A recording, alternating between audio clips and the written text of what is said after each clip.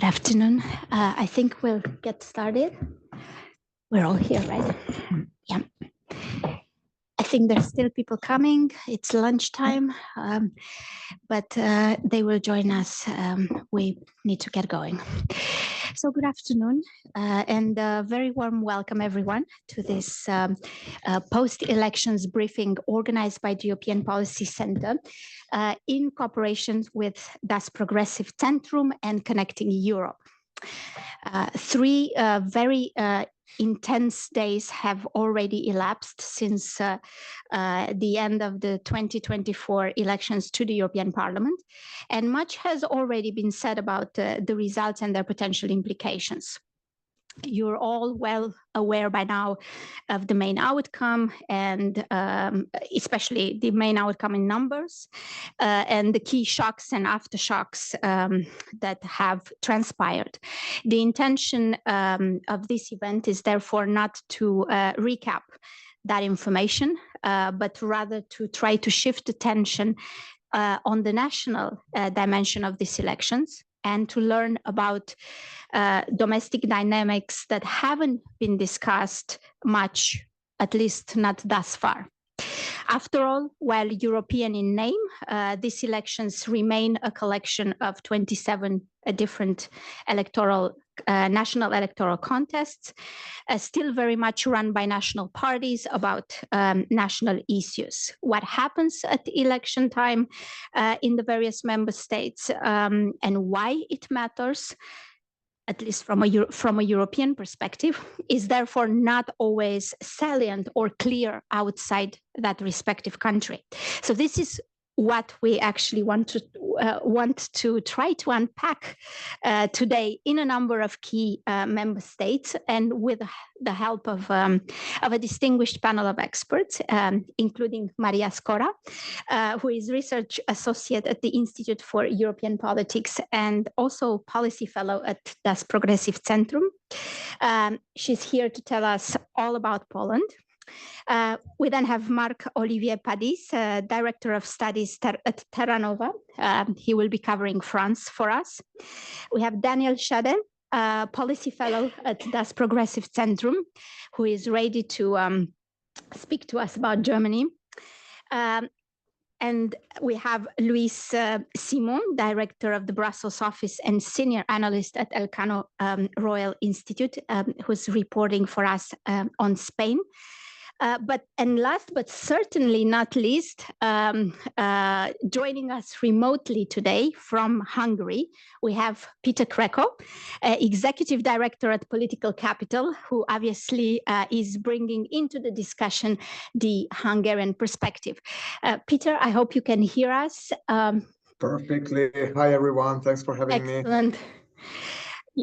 Thank you for joining us, and thank you to all of you for accepting to speak here today. It is important to specify that while Péter and Luis are joining this panel at the kind invitation of Connecting Europe, we have Maria, Marc-Olivier, and Daniel, who have been carefully following the campaign in Poland, in France and in Germany, respectively, as part of a project which DPZ and EPC have been implementing this year with the very kind support of Open Society Foundations. So their insights that you will hear here today are grounded in comparative research that precedes this vote, and which reflects our belief that national political dynamics at the European elections are consequential, do matter for the understanding the future of European integration and policy making. Before I proceed with engaging them in a panel discussion, I actually want to give the floor and the opportunity to Sophie Borschnagel, she's there, who is a lady of many talents and also of many titles, of which I will only mention her being a senior fellow at DPZ today, but also very relevant for today's discussion. She is the strategic lead for this project. So she can tell you a few more about this work and its objectives. Sophie, the floor is yours. Thank you so much, everyone. Thank you so much, Corina. I hope you can hear me with a mic. Does that work? Perfect. I normally don't do introductory remarks because I normally sit on the panel, so apologies, I'm going to try to make it very short, but I am the strategic lead on this project and I wanted to tell you a little bit more about how this came about, especially as it's been exactly a year where we participated in a discussion which was organized by Open Society Foundations to discuss the European elections.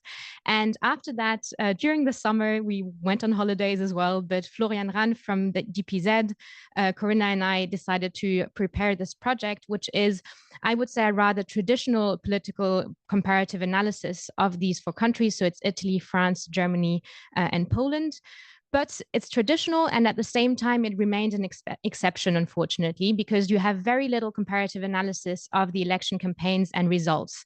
In the end, you know, as you mentioned, you have 27 member states voting, and there's very little in the end exchange, especially of researchers as well, to really understand what are the causes, the consequences of these elections, what the commonalities are in the campaigns and in the results, what are the divergences, to really create also a European election.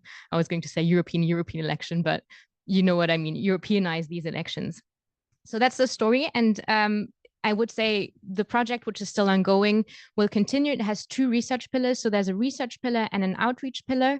There will be country reports, which will be presented in the different member states, really looking at, you know, the countries, how the elections went, especially in France. Quite interesting. Now we were just discussing on how this is going to end up now that the European elections have been completely overthrown by the legislative elections coming up.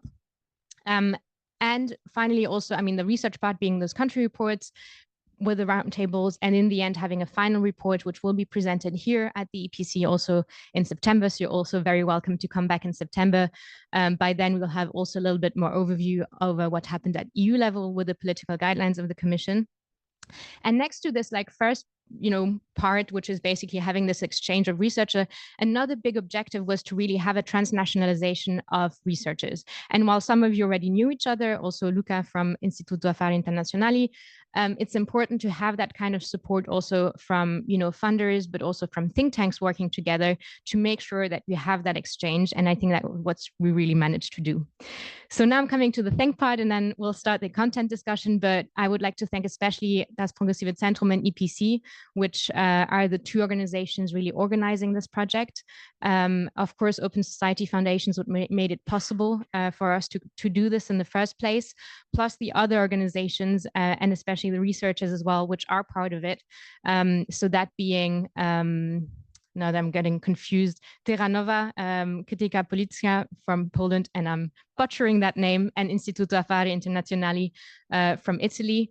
I know it's only 4 countries. We hope that in the next 5 years, we'll be able to even have a bigger amount of member states being part of it. But I think looking at also the size and the demography of those countries, it's already a good start to kind of really look at the European elections. And now back to you, Corina. Thank you so much, Sophie. Back to me, and I would say straight into the content discussion that Sophie already announced, and the plan is to have first an exchange with you, and then I will open the floor for questions and comments from all of you in the audience. And I'd like to maybe start with sort of the same prompt for everyone, and to ask to what extent have these European elections tracked, you know, national elections and or national dynamics in the country that you cover, and whether there is any important insight or observation that you have about your national context that maybe hasn't been sufficiently emphasized or salient outside your own country, for example, in Brussels. And I suggest that maybe we start geographically from west to east, more or less, and I'll give the floor first to Marc-Olivier, France. Well, then, if it's west, you should start with Spain. I know, but okay, I know. I understand. It's a conscious it's okay. choice. So you probably heard a lot already about French elections. So I would just like to stress 1 or 2 points, but mainly 1 point to start the discussion, is that the very good result of the far right national rally shows something quite new in the French situation is the ability of this party to gain votes from voters who until now were reluctant to give their voice to this party. And mainly three categories. First one is women. Traditionally, women voted far less for this party than men. And then now the gender gap is equal.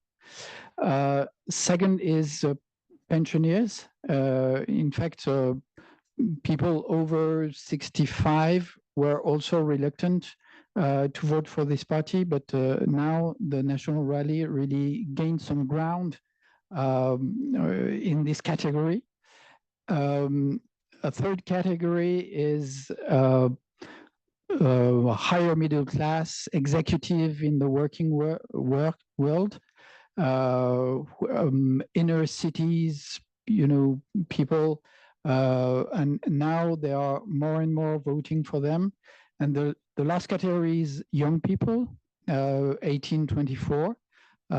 They made also a very good result, maybe because their candidate, Jordan Bardella, is quite young. He's 28. He's very active on TikTok. He looks handsome. He doesn't say anything.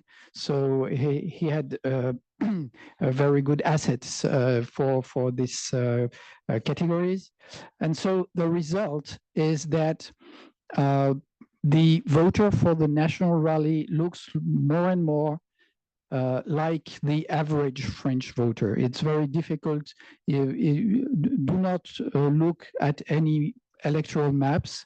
It's useless. It doesn't tell anything because now, if you want to know who is really voting for the far right, in fact, it's very difficult to find any specificities, really something interesting to say. So that's my main point to start with and to be short. And how, if I may press you a little bit, how can we explain this sort of contagion of the electorate, and where is this sort of is it anger and protest against Macron himself, or is this type of vote grounded in other considerations? Well, I think there are two major explanations. The first one is that this election was understood by many voters as a midterm election. So it was the opportunity to say no to Macron in one way or another, which unfortunately the president himself didn't understand very well. Maybe we'll talk later about this. So that's the first answer. And the second reason is that the National Rally made everything to normalize itself. And in fact, they achieved a kind of normalization and talking to everybody. Well, that's really their strategy. And so that's why also they are not saying many things, is that they don't want to provoke or to hurt anymore some parts of the voters. So they are very cautious. So the electoral campaign in France was quite still because the National Rally was obviously already at the beginning of the year very high in the polls. And so the candidate decided to be very, very cautious, and he didn't really get into serious matter. Mm-hmm.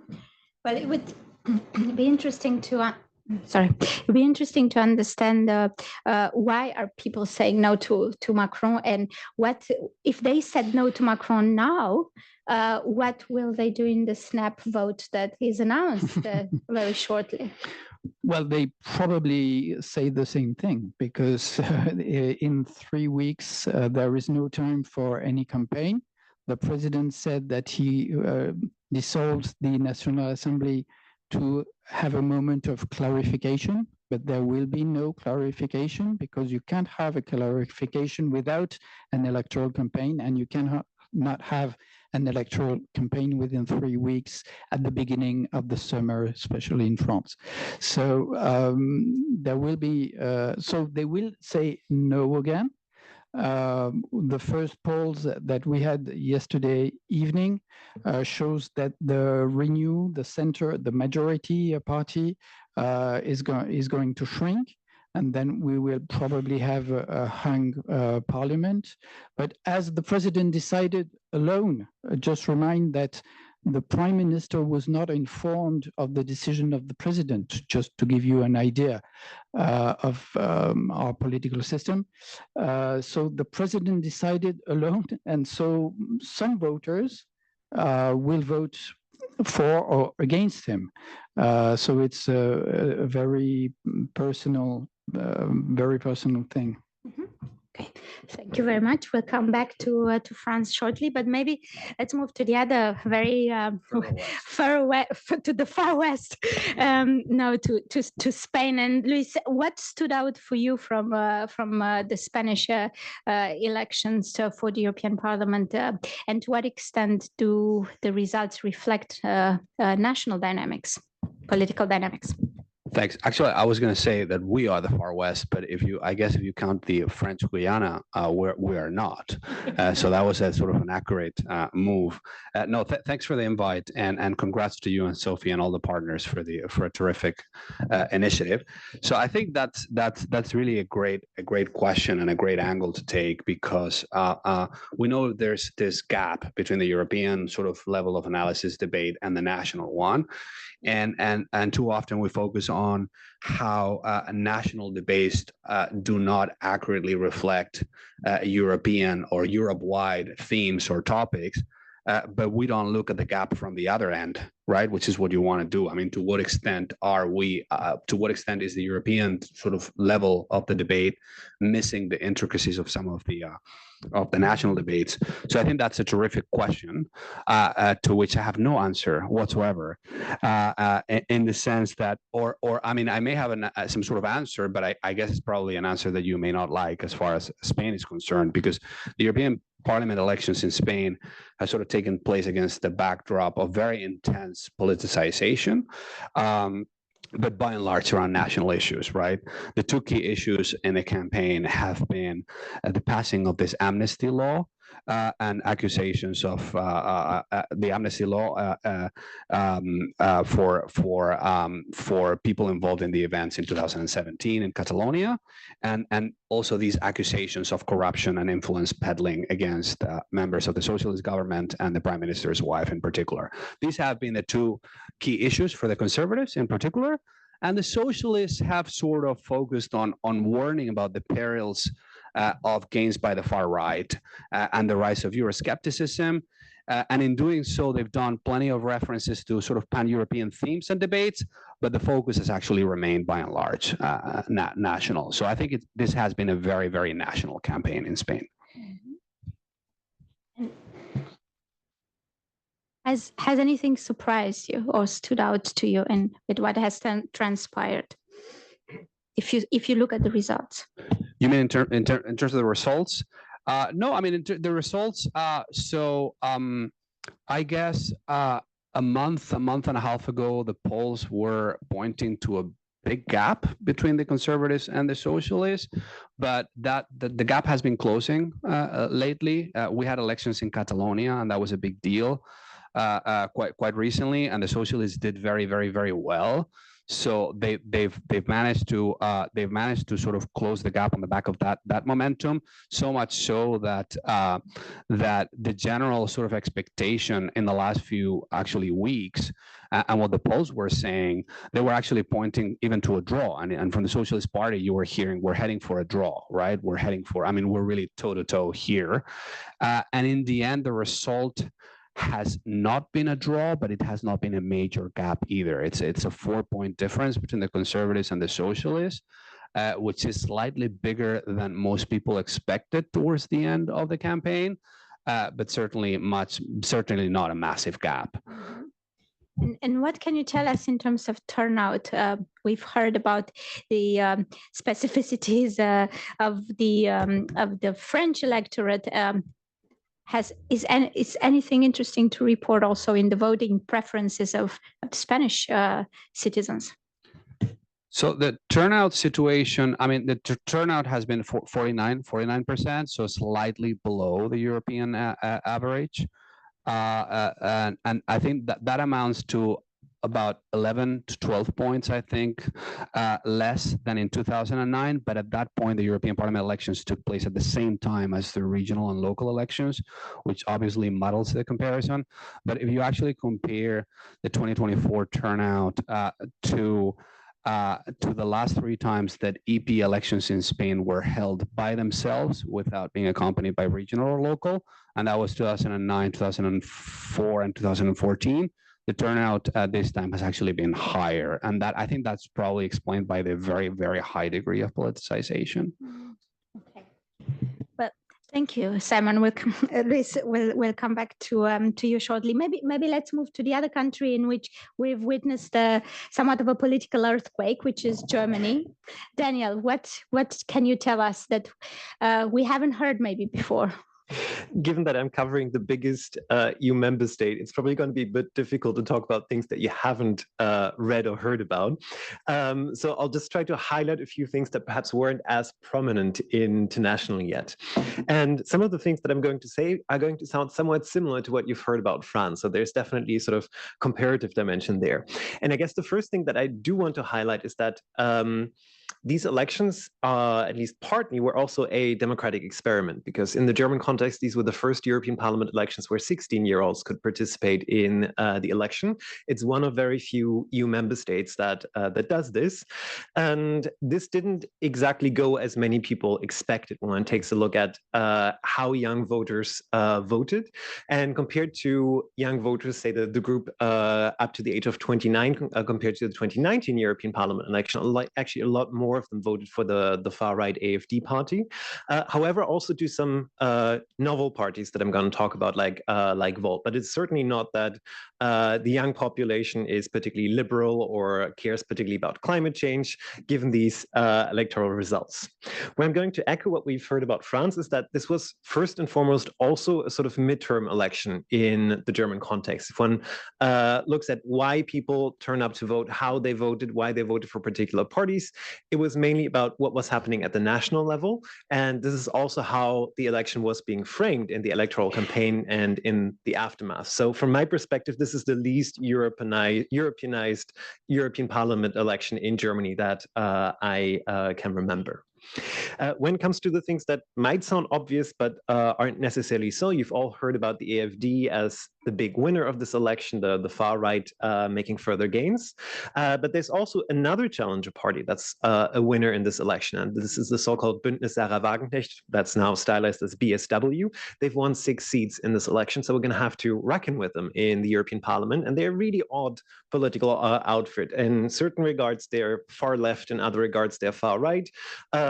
And certainly on foreign policy issues, they're pro-Russia. So it's not quite exactly clear how they're going to fit into the European political landscape. And this was certainly also an earthquake, now receiving these 6 seats in the European Parliament. Another thing before I'm going to stop is when we think about winners and losers that you might have heard about, the Greens were portrayed as the big losers of this election.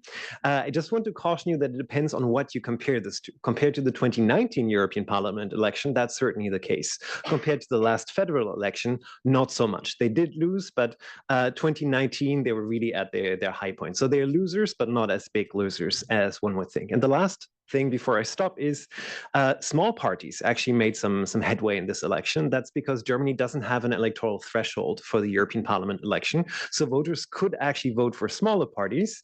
And I would way exceed my time limit here if I were to list all of the small parties that have now entered the European Parliament from Germany. Suffice it to say that in terms of what young voters voted for, there's also Volt, which now has 3 seats from Germany in the European Parliament, together with the 2 Dutch seats. So that's also an interesting development that I think should be highlighted.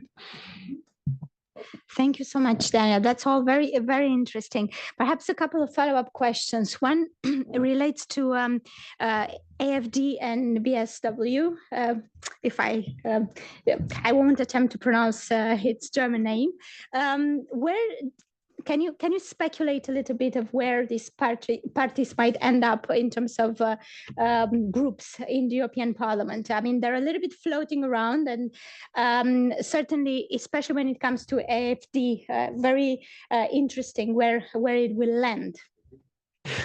Yeah, perhaps just to remind you, this was one of the big issues in the German electoral campaign with the list of the AfD, where the number one of the list actually had political issues given a spy scandal for the Chinese government. The number two on the list had an issue receiving money from Russia. The number one on the list also made a basically Nazi remark in public, which led to the AfD being kicked out of the ID group right before the election.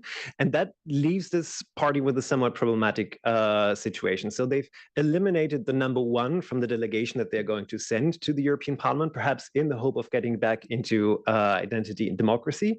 But with the French election, Le Pen is probably not in a hurry to sort of make a choice on what to do with this political party. And certainly, they have been trying to sort of form some sort of outfit on their own, but that's not going to be easy. For the sort of more left-wing challenger party, the BSW, for them as well, that's going to be difficult because they are ultimately an offshoot of the German left or extreme left party, but they deliberately split off from them. So they won't necessarily be welcome in the left parliamentary group in the European Parliament. They've said that they want to form some sort of outfit on their own, but the pathway to that is going to be pretty difficult given the sort of thresholds you have to reach at the European level. Yes, and what seems interesting is also that in France we have, and we've heard from Marc-Olivier that the RN has, in a sense, tried to moderate and has had this strategy where, you know, it's seeking to become normalized or sort of acceptable, whereas I'm tempted to say that in France, and it's been successful. It's paid off. If you look at the result of these elections, of course, Macron might have something to do with that as well. But certainly, it looks like a winning strategy from that perspective. Whereas in Germany, you have the exact opposite, but with the same results. So where AfD has gone from a, let's say, less dangerous or scary party into a more radical animal. And yet it's still enjoying quite a bit of electoral success, including, as you say, among the young people. So any thoughts on that? And also, why has the youth turned in that direction in Germany? That's obviously not an easy question to answer. Multiple questions in one. But yeah, it's true that both the AfD and the BSW, they're rather more radical than one could have expected. The AfD is now explicitly, again, in the electoral party program for a dismantling of the European Union as it stands. They didn't have that in their program for the 2019 election. It mirrors the radicalization of the party at the national level. I don't think that has anything to do with the support among the youth, given how much this was a national election in the end. But I think we've also heard this from France already. TikTok has a lot to do with this. And the now excluded lead candidate of the AfD is the most followed German politician on TikTok. And he's quite successful in reaching young people, which is why until right up to the point of the election, they didn't say anything about excluding him, wanting to kick him out. They basically silenced him, tried to silence him as much as possible so that young voters would still associate him with the AfD, and then only made that move after the election. So I think it's more about the sort of campaign strategy that they had and not about, you know, being more radical now than they were in 2019. Thank you so much, Daniel. So the two of the three legs of the Weimar triangle have been weakened. If you think in terms of the results of this vote, what about the third pillar, Poland? Maria, what can you tell us about what has happened in Poland? A lot. That's the answer. No, good afternoon to everybody here on site and online. Yes, so I'm happy to cover Poland, and I'll start with the fact that unlike France and Germany, Poland, this election was not a midterm sort of election in Poland. Poland is an election marathon.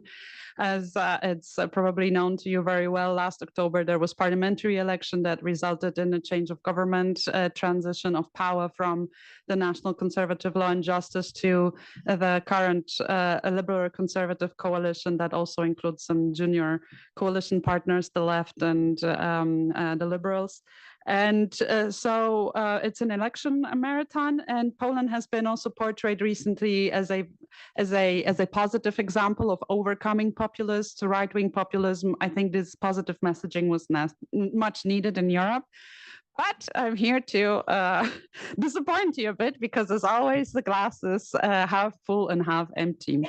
And why am I saying this? So I would answer your initial question about how much of national dynamics was present in that election.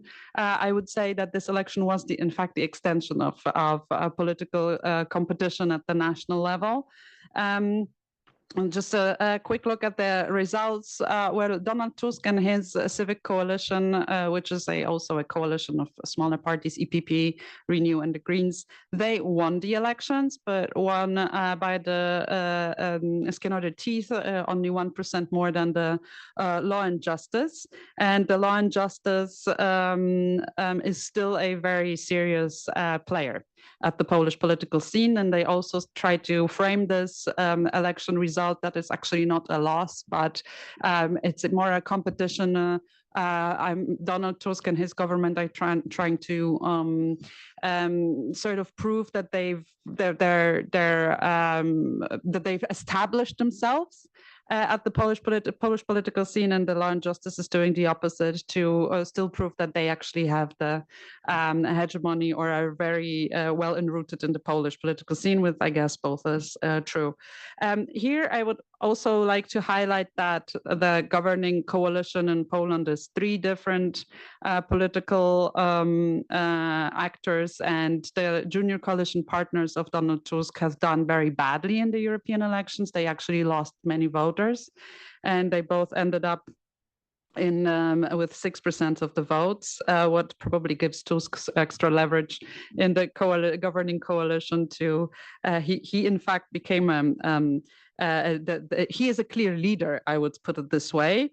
But speaking of who is the winner, I would say here that despite they ended up on the 3rd place on the podium, the far right in Poland did really well. Far right Konfederacja, which is the party which is openly Eurosceptic, and which about 2019 did not even make it to the European Parliament, remained under the 5% threshold. Now they got 12%, so they are actually moving in here with 6 MEPs. They also improved their result regarding the parliamentary elections in 2023. They almost did not lose any voters. And I think what is important for the future is that they are popular among young people, especially young men. Thank you. Again, the youth. What's happening with the youth? Why is the youth radicalizing? I don't think, well, yeah, that's a good question. I mean, regarding the turnout in Poland was not high. I don't think if Marc-Olivier and Daniel mentioned it, but actually France and Germany enjoyed a higher turnout than usual for the European elections. In Poland, it was around 40%, which is relatively high for the European elections, but 5 years ago it was higher, although lower than the overall history of the lower than 5 years ago, but higher in general in the overall history of Poland's in the EU. But only 25 or 26% of the youngest voters went to vote. So let's start with it that they actually, the voter turnout around the young people was not that high. And it's nothing new. The Confederacja and the far right is particularly popular and was already in the parliamentary election among younger people, but so was the left. However, the left is in Poland now losing ground. It's anyway the Polish political scene, as you can hear me speaking. I'm constantly referring to liberal conservatives, Christian Democrats, far right, the ECR family, so maybe national conservatives. But the Polish political scene is basically dominated by right-wing parties from center-right and liberals through national conservatives to the far right. The left anyway has a very, very narrow part of this landscape.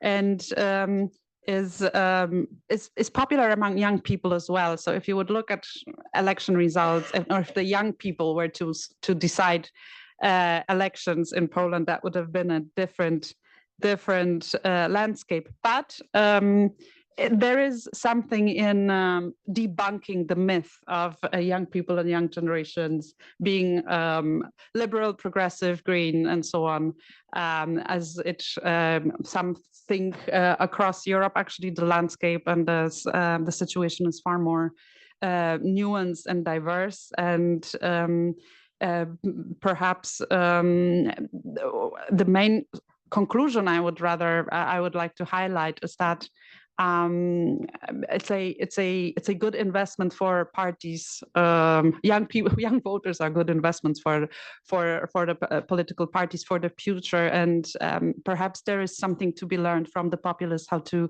reach out to young generations, but with a more positive narrative, not necessarily destructive, negative messaging. But yeah, easier said than done. A final follow-up question at this stage maybe concerns, what about women? What about other segments of the society? Is there anything interesting to say in the Polish case about that? And because TikTok was brought up before, so is this part of the solution of how we can counter the far right and fight it and win over it? We need to improve the social media skills of mainstream politicians. Oh, wow, that's $1 million question, but I thought with women, because in this case, it's a bit easier one. So it's a very good question, because Poland is also a very special case when it comes to women's rights. I'm pretty sure you have also heard about the changes that were implemented during the Law and Justice government in Poland. I'm talking about the nearly complete ban on abortion that brought about a lot of public outcry, demonstrations, and change, which unfortunately changed nothing. The former government remained unmoved by this resistance in the society, and the left was in particular portraying itself and as the defenders of women's rights, and where this is one of their signature topics, and that I believe resonated very much during the parliamentary elections in 2023. And why I am saying it is that the women's rights were really a mobilizing factor, or a topic that mobilized many voters. More men than women went to vote in 2023 than ever. This was the first case when then more women went to cast their votes than men.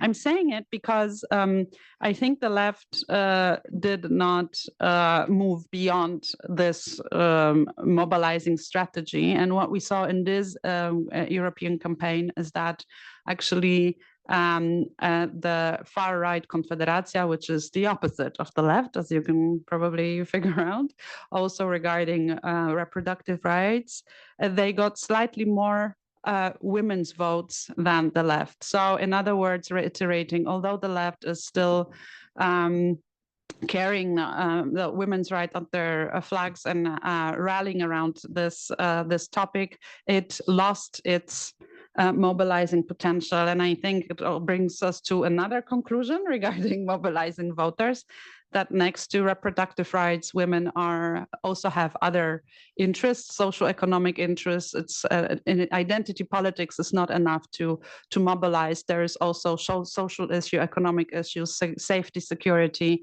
that at certain point are also important. And of course, I don't want to say that all women voted far right, but actually many women voted for the Donald Tusk civic platform. The Law and Justice also has a solid support among women. But I would just wanted to bring this this paradox, so to speak, of those two polarized or political offers, that it's not necessarily being a one cause issue, a one cause movement is not perhaps enough. Of course, the left is not only, but that aspect was very pronounced by them. Regarding the TikTok, I don't know. I think maybe doing the opposite way around and raising awareness and media and internet literacy among voters would be a strategy as effective as, or maybe even more effective than just training politicians in how to run digital campaigns. But that's not my turf, so we can happily talk about it. No, thank you so much for all these interesting nuances, because my impression was that we breathed a big sign of relief at the results in Poland, and I would say the same about Hungary, actually, which brings me to Péter. Thank you for your patience. In general, we think that the results in Hungary bring good news. Do they, in your opinion, Péter? Yeah, thanks a lot, Corina, and wish I could be there with you guys. And I really like the approach of the whole panel, because by the end of the day, honestly, this is the European Council that decides over the most important issues, right? And it's the fate of the European Council is decided on the level of the nation states. So European Parliament, unfortunately, has less relevance in the big European power game.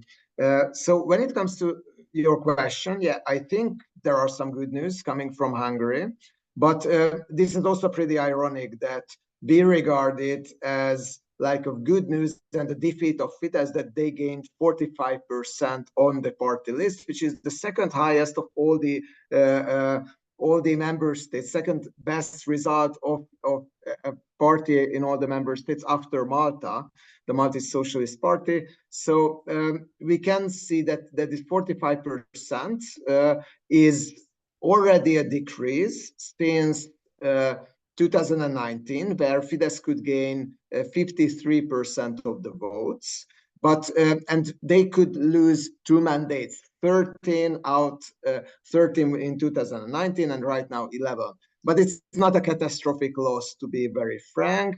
What is more important is that there is a new challenger for Orbán. And yeah, Maria have just told that maybe there is a need to learn from the populists how to mobilize the youngsters. This new guy, Péter Magyar, who was a regime insider and in 3 months' time could build up a party that gained 30% of the votes in the European Parliament elections, outperforming expectations. So he's definitely someone who beats Orbán on his own camp, because he used rather Trumpian drain the swamp rhetoric against Viktor Orbán, and I think he's the first successful populist challenger of Orbán. What we can see, and this is also something that relates to the Polish scene that was just nicely described by Maria, that the left-wing parties have rather collapsed. Out of the 21 mandates that Fidesz stands to the European Parliament, only 2 of them went to left-wing parties. So the traditional left-wing and liberal parties were eaten up by this new movement of Péter Magyar. So 2 mandates are going to SND, and the rest of the mandates, I mean the 7 mandates of the Tisza party, this new emerging force, will go to European People's Party. Manfred Weber will come to Budapest as well to negotiate that. And I would expect that the 10 mandates of Fidesz, 1 will remain at the EPP, will go to ECR or more probably to ID. And also we have an extreme right party, only with 8% support, our homeland movement, sorry, 6% support, our homeland movement, which is something similar in ideology than Confederacja.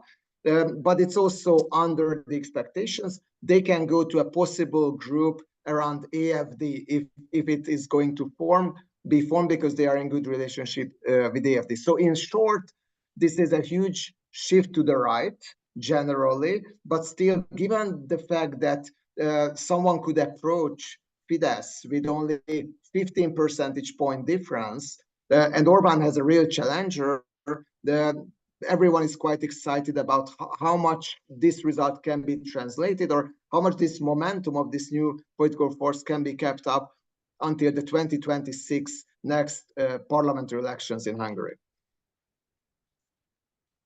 Thank you so much, Péter. I'm just wondering, you mentioned that this is a new challenger, this is a new real challenger, he's dangerously approaching Orban, but what kind of challenger is he? How sort of relaxed can we be that things will start looking differently if ever Péter Magyar gets in a position where, you know, he can even replace Orban? Yeah, this is $1 billion question, which I could respond. No one really knows, for a very simple reason, that during the electoral campaign, the position of this new challenger and his party in many policy issues were kept vague absolutely deliberately. It was only the leader of the party who went to the media, no one else. They sent 7 MEPs to the European Parliament, none of them, practically, except one, went to the press and talked about the European policies of the party. I would think, though, that European People's Party have a strong constraining power, which means that some of the policies of the party will be defined by the European People's Party mainstream. When Fidesz was part of the European People's Party, they were just following the mainstream line in all their votes. So I think one thing that worries me a bit is that when it comes to Russia, Ukraine, and the issue of bilateral relations with Ukraine, Péter Magyar and his movement is using a bit of similar nationalistic rhetoric and also this national frustration that were explained by Fidesz, and that was really typical of Fidesz rhetoric. What do I mean by that? Péter Magyar raised many times that the Transcarpathian Hungarians are really oppressed in Ukraine, which is the situation is much more complex than that, and why Ukraine is busy with taking away minority rights from Transcarpathian Hungarians. Also, he told many times that United States is more of a troublemaker in world politics, and not a source for good. And he raised a few points that were a bit similar than the conspiratorial thinking of Fidesz when it comes to the Russian invasion to Ukraine, which is like why Ukraine provoked it, why the European Union provoked it, why United States provoked it. So this is something I think to that's definitely hope that European People's Party will have a strong socializational impact on this new party. And also one additional element where this nationalistic rhetoric comes up is that his movement, Péter Magyar's movement, is talking quite frequently about the double standards against Hungary when it comes to rule of law issues and other issues. And given that the rule of law issues maybe will be a bit less important on the European agenda because of the shift to the right in the European Parliament, but I don't really think that Hungary will receive the EU grants, any EU funds anytime soon. So I do think that this new political force could raise some similar voice in the debate than Fidesz, complaining about why Hungary is punished by European institutions in an unjust manner. But otherwise, I would say that the policies of this new party is rather vague or closer to the European mainstream. So we definitely don't see another Fidesz here, but a movement with a bit of nationalistic, populistic rhetoric and some of their policy positions have been kept vague. Thank you. And because you mentioned Russia, and also we know that Fidesz is still is another important more radical party that is floating around at the moment. You said that it could end up either with ECR or ID more likely, but we know that its position on Russia is at odds with some of the parties in the European Parliament. So how likely is it that he will be admitted in one of those groups? That's one question. And then, because I want to turn the conversation conversation a little bit on the campaign. Can you highlight a couple of the topics that have dominated the campaign in Hungary, and to what extent were those European, or to what extent has the campaign been at all Europeanized this time around? Yeah, brilliant questions. When it comes to the Fidesz's position in the European Parliament, my bet would be identity and democracy. And my gut feeling is that Giorgia Meloni is not that excited to invite Fidesz into their camp for at least two reasons. One is Russia-Ukraine. Hungary keeps blocking European funds to Ukraine, European weapon transfers to Ukraine. Also, in the NATO, it is increasingly placed, and in the NATO eastern flank, it's increasingly playing an obstructionist role. So I think it definitely does not help them. And the second reason is that I'm not sure Meloni would like to invite a troublemaker into his own group. I think Fidesz MEPs have been rather disciplined, but Orban himself, I think, exposed himself in European politics. And I do think that anyone is a bit of more careful of cooperating with him. But I might be wrong. So ECR or ID. ID would be the more natural choice in terms of ideology, and with an increasingly strong French delegation, be it the FPÖ coming first, most probably winning the September parliamentary elections, be it Geert Wilders having a role in the current governing coalition in the Netherlands. I think the idea is not that extreme and far of the power generally. So I think that would be more likely. And also because ID is much closer generally to Orban's position when it comes to sanctions, when it comes to Russia, when it comes to Ukraine. We have calculated a figure on how supportive different groups are at political capital, on how supportive different groups are towards Kremlin critical resolutions in the European Parliament, and ID and the left have been far the least critical, which means that they are the most pro-Russian group in the European Parliament. So I think there he should not get worried about his Russia-Ukraine position. And when it comes to the campaign in Hungary, more than 6 million euros have been spent only on the online space. We have tracked that quite extensively in a project on campaign ads. About 5 million of that were spent by the governmental party, which just showed the huge imbalance. And there were two main messages. One was absolutely domestic, that this newcomer of politics, Péter and his movement is a movement of psychopaths. They are just in the hands of Brussels. They are just in the puppets of Washington. They are also incapable of doing anything in politics. So it was classical smear campaign. It was the most important message, absolutely domestically. The other one was European, but in a quite with a plot twist. So the main narrative in Hungary, and it was pushed in a very intense campaign, is that Brussels elites, including Ursula von der Leyen, Emmanuel Macron, Manfred Weber, Donald Tusk was put in the picture, and so on. They were all framed as left-wing politicians, and these left-wing politicians want to drag Europe into a third world war, and there will be a nuclear apocalypse if the mainstream wins in the European Parliament, and Fidesz have the chance to stop the third world war if they have a good enough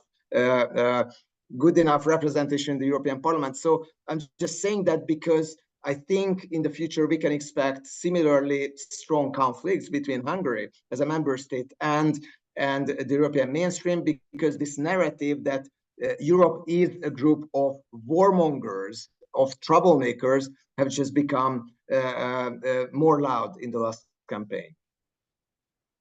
So this vitocracy strategy of Orban at the EU level is not likely to to lessen in the new political institutional cycle. I gather, but it's interesting. It's a Europeanized campaign with a twist. A nice way of putting it.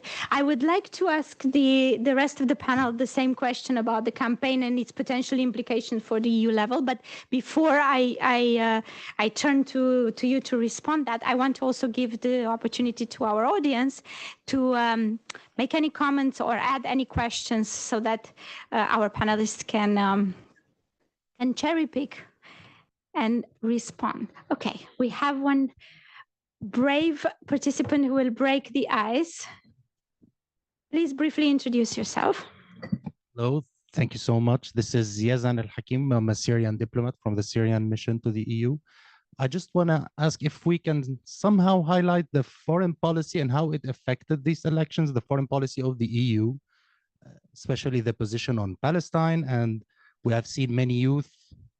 We heard you talking about the role of the youth in these elections, and we have seen many youth in many EU countries demonstrating for some reasons related to this war in Palestine. So how did the foreign policy affect the voting of the people, if you can somehow highlight that? Thank you. Do we have any other comments or questions? Yes, please, Alison.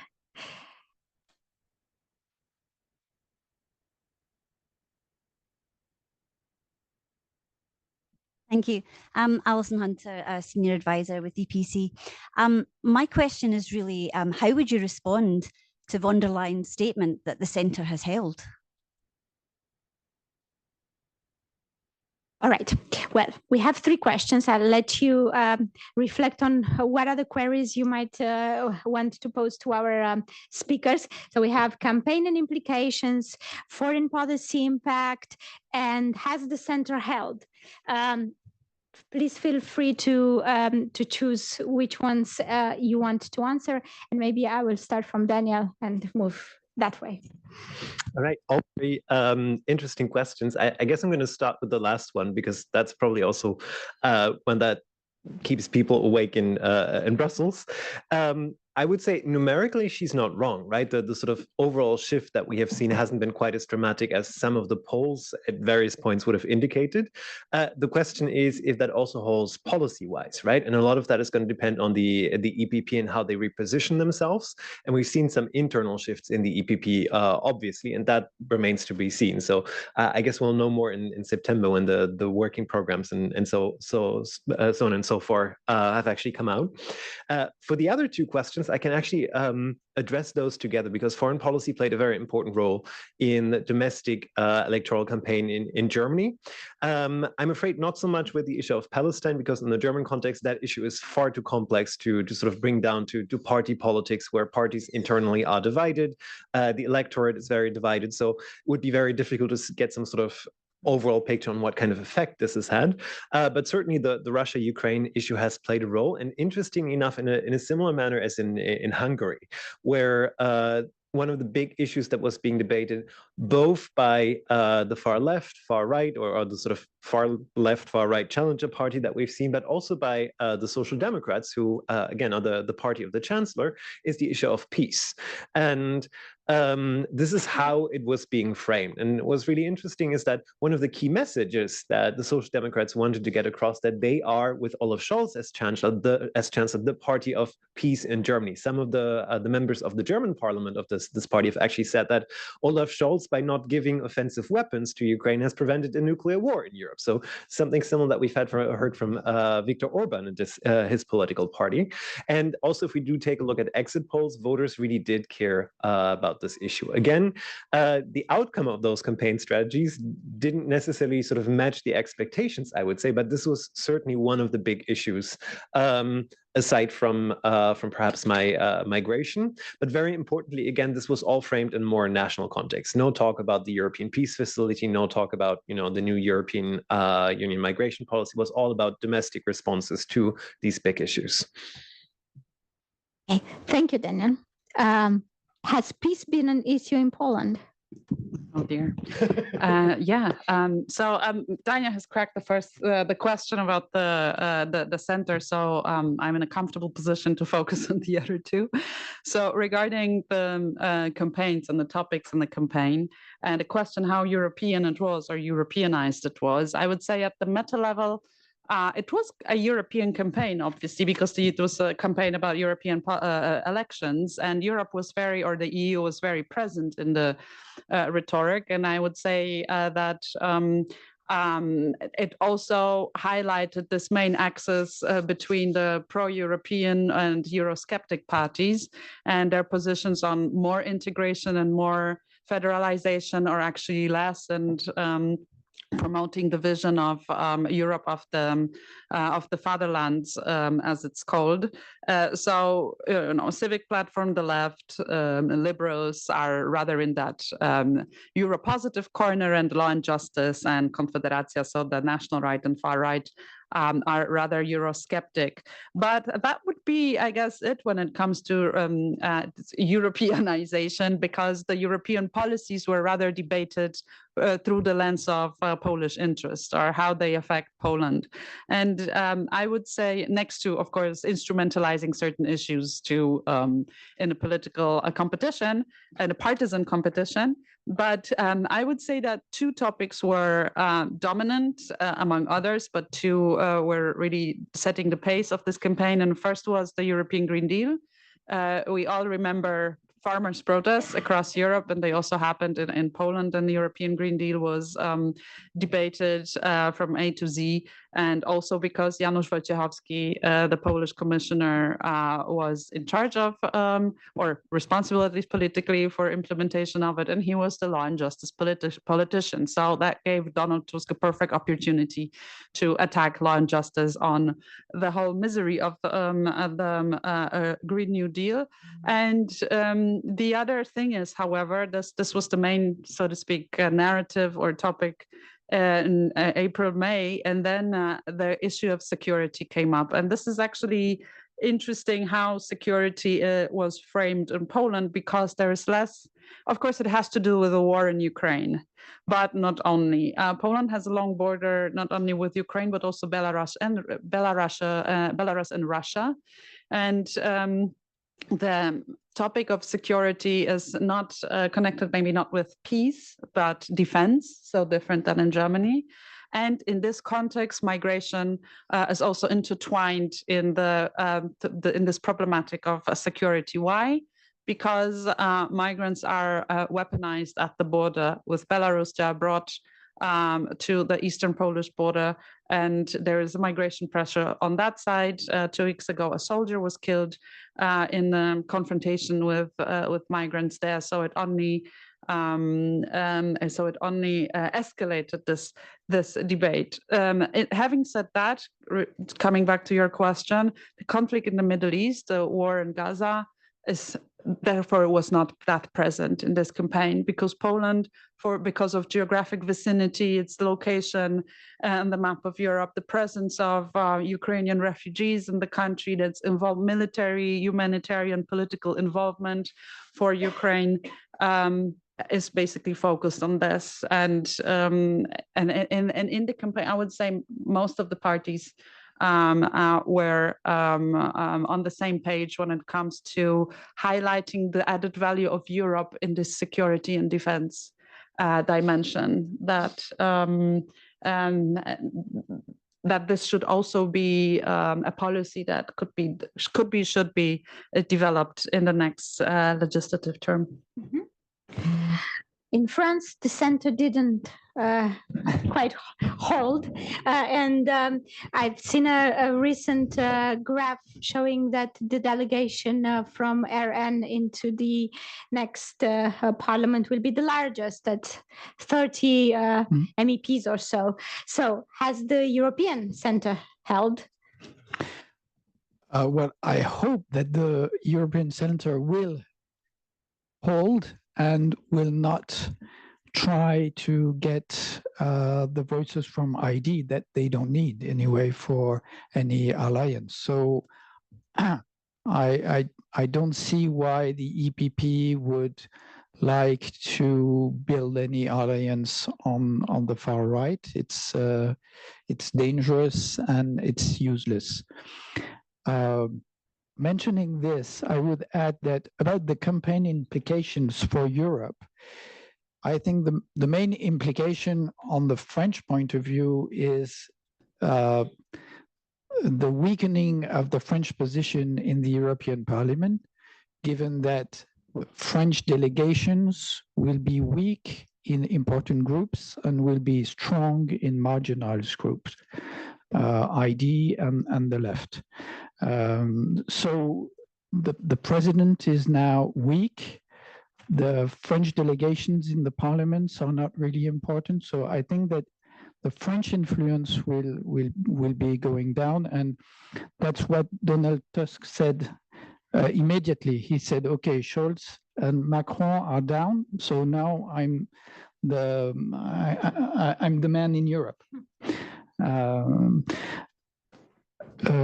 One word about international relations.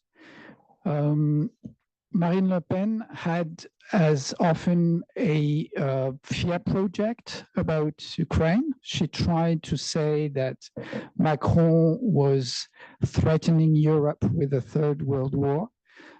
So as we heard, it was the case where the Hungary tone, which is also quite often the case with the national rally, but it didn't work. Because I don't know, maybe because in the French context, international affairs are it's the domain of the president, and there is no parliamentary discussions on this. But for any reason, it didn't work. Then Raphael Glucksmann aimed his campaign very much on international issues, but mainly on Ukraine. He started his political life being involved in Georgia after the Revolution of Roses. So he has always been very active on international issues and fighting against Russian influence. He was in the European Parliament in charge. He said that over and over. He was in charge of a parliamentary program on Russian influence and so on. So it was a very important issue for him. And it was a matter of division with the rest of the left, with the radical left, with La France Insoumise, because Jean-Luc Mélenchon is anti-NATO. So he doesn't want, really, he's not strongly supporting Ukraine. The program says promoting peace in Ukraine. So that's really not a very strong commitment with the Ukrainians, I think. And then Gaza was an important matter for him, and that explains very much the fact that many young voters voted for La France Insoumise. But I would say that, of course, there are many, many reasons to be shocked by the situation in Gaza, but he used this topic in a very divisive way, and in a divisive way within the left. And he did this on purpose because he has a very strange political theory, namely the idea that he's a populist that thinks that the people emerges from political conflicts. So you have to develop political conflicts to create a political actor. And this political actor is, for him, the people. So it's rather different. It's a different idea from the far right populism. It's something really different. And so he used the situation in Gaza as a tool to create a new political actor among young voters. And that's his aim and his political theory. So this were your this is your analysis about the campaign implications for Europe, but what about the implications of the snap vote on Europe? Some speculation on that? Yeah, so it's the first time in the French context that a European election leads to any important decisions concerning inner politics. Usually presidents do not comment at all European elections. They don't have to. And so this time, Emmanuel Macron decided to make a strong decision. There are many speculations on the reasons why he made this. It is a institutional power that he has. And the main political reason, if you are looking for rational reasons, which is an option, is that he would face anyway in October a vote against him about the budget because he has no majority, which is a very odd situation in France, given the fact that our political system is designed to give a majority to the president. So the fact that he has no majority, it's very difficult to work without majority, as you can imagine.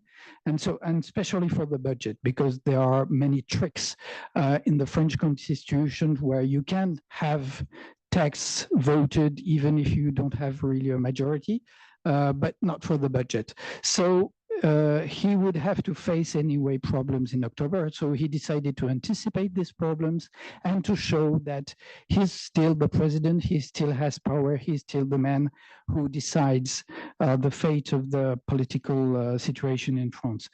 And so the president says, there will be clarification. As I said, there will be no clarification. You just have to have in mind the fact that the European elections are a proportional election, but it's not the case for the legislative election. It's a majority system, first past the post 2 rounds.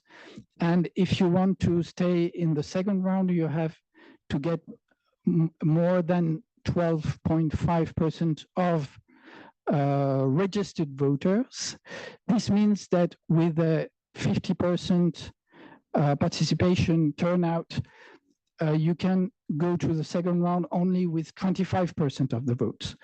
And this explains why you have to make alliances if you want to win. And so it will be for academics a very interesting situation where you have in a such a short lapse of time a proportional system and a majority system, because you can compare the situation. The design of the majority system is so that with 30% of the votes, you can have more than 50% of MPs. So there is a real risk that the National Rally wins the election, and so Bardella becomes prime minister, or we will have, in the best situation, a hung parliament. And what would that mean for Europe? Well, again, a weakening of France, which is maybe not such a catastrophe as such, because they are not ready. I mean, if the National Rally comes into power, they are not ready. They are not competent. They are not interested in Europe. And Macron will still come to the council, but he cannot run for a new election. So he will be really weakened. So the consequence is that France will not respect and will not keep its word on European commitments. And so it's essentially bad news, I think. Okay. Thank you very much, Marc-Olivier. What about Spain? What's happened with the campaign in Spain? And I know you wanted to react on the far right a bit, Luis. No, but I think that's related to the questions. So on the center and Gaza essentially. So and perhaps connecting with your points about the future and institutional bargaining and so on for the new cycle. So the center, I think in Spain, the center in a narrow, strict sense of the word, as in the center party, the liberals, has collapsed. They've gone from 7 seats in the European Parliament in 2019 to 0 now. Now the center in the broader sense of the word, as in center right and center left, is very much alive and kicking. In fact, I would say that in contrast to the other big member states in particular, the 2 mainstream parties in Spain, the Conservatives and the Socialists, dominate the field, and Eurosceptic and anti-American, anti-Western voices are rather fringe and marginal in the Spanish political debate. In fact, I would even say that bipartisanship, as in PP and Socialist Party, is sort of swinging back in Spain. It's true that Vox, which is to the right of the PP, of the Conservative Party, doubled its seats in the European Parliament from 3 to 6, and it is now the 3rd party in Spain, but still very, very far from what we're seeing elsewhere. In terms of particularly the other big member states, and the space to the left of the Socialist Party, which was relatively big 5 years ago, is sort of atomizing in different parties and losing momentum. So the winners clearly are the 2 main parties, the Conservatives and the Socialists, in that order, as I was saying earlier. And I think the Spanish Conservative Party is now the 2nd party within the EPP group, behind the CDU. CSU, and the Socialists are the 2nd party within the S&D after Italy's PD. And I think that gives Sanchez a strong negotiating position for what's coming, as he's got a strong footing both in the council and in the parliament. Now, foreign policy. So foreign policy usually does not play a relevant role in Spanish elections, probably because the main parties are in general agreement on foreign policy questions. That is not always the case, and in the past it has played a major role, at least in one election in 2004 in the middle of the Iraq War, but that was heavily politicized. But with that, by way of an exception, it does not play a big role.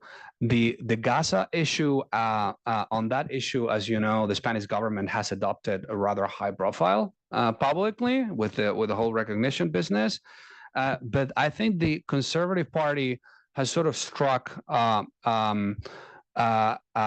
balance between criticizing the Spanish government for the timing and the form and so on, while emphasizing its support for the principle of Palestinian statehood.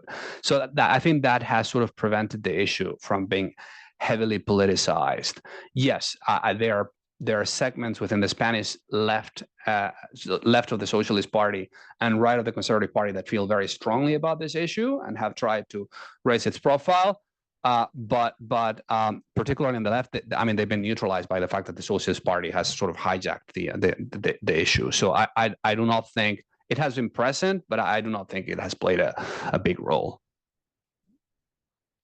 What about other campaign issues in Spain, and how, especially if you think of what we've heard from other member states? So you did mention that corruption and the scandals and and some of the national issues were big, but what about topics that have an European dimension that maybe hasn't necessarily been highlighted as such? No, I mean, I think the main issues are the ones that I touched on earlier. The one that resonates more within European debates And that was the Prime Minister Sanchez kept, putting it up there. It's like, we need to prevent Eurosceptic radical right parties from being in power. I think that's the only like pan-European issues. Yeah, I mean, there are mumbles about Ukraine and Gaza and so on, but the two main parties agree on this, so that has not been heavily politicized. Right. And Péter, I want to give you the opportunity to comment on whether the center has helped, not least because, of course, you mentioned that, well, the parliament doesn't really have that much power, but we do know that when we talk about this, when we have discussions about the potential influence of the far right in the parliament, we always come back to EPP and to the mainstream and the importance of it sticking to the liberal line. So in that sense, has the center held, in your opinion? Yeah, very, very good and important question. I think it does. It's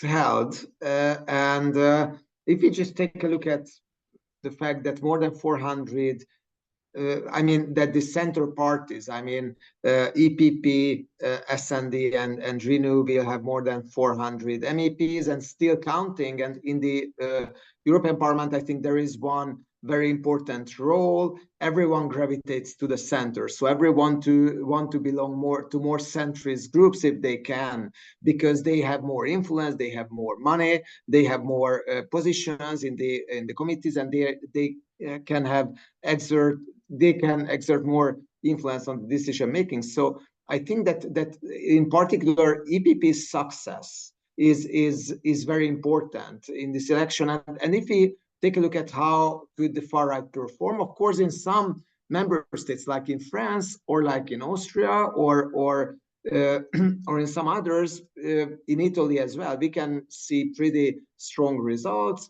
But I think the European mainstream as such definitely holds. And from a Hungarian perspective, Orbán is betting for more than a decade on his prophecy that the Western European liberal system is doomed to fail, that liberal democracy is doomed to fail, that the anti-immigration, anti-integration parties will just and elites will sweep away the mainstream elites in European Union, and then just not seeing it coming.